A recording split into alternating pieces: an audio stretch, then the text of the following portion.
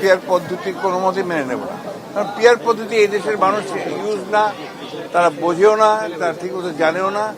কোনোদিন এটা ইভিএম আজকে কতদিন চেষ্টা করে ইভিএম বাদ দিতে হয়েছে, আর পিয়ার পদ্ধতি তো আমরা ইউজ না কোনোদিন, এটা প্রশ্নই উঠতে পারে না।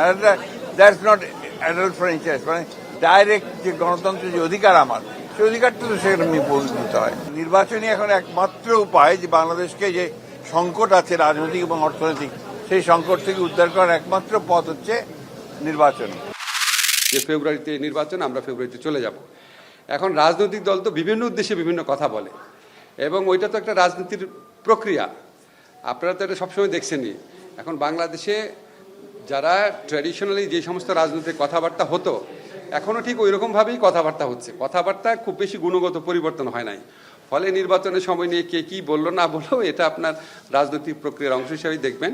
আমাদের সরকারের পক্ষ থেকে আমরা দৃঢ় প্রতিজ্ঞ আছি।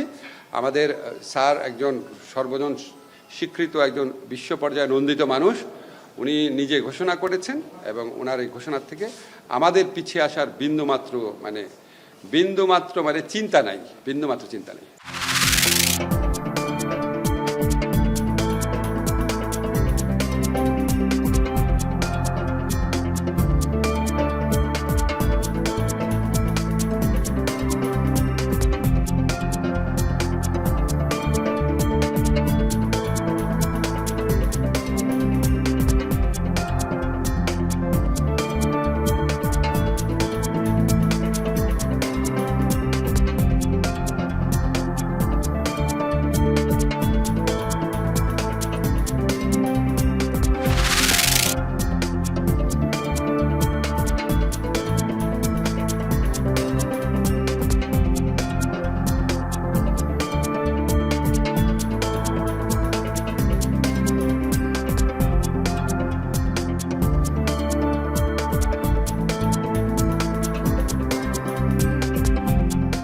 নির্বাচন এবং পলিটিক্যাল পরিস্থিতিকে সামনে রেখে আমরা কিভাবে ব্যাংকিং সেক্টরে আর একটু ভালোভাবে সাইবার সিকিউরিটির জন্য প্রিপেয়ার হতে পারি, সেই ব্যাপারে কিছু এক্সচেঞ্জ করা।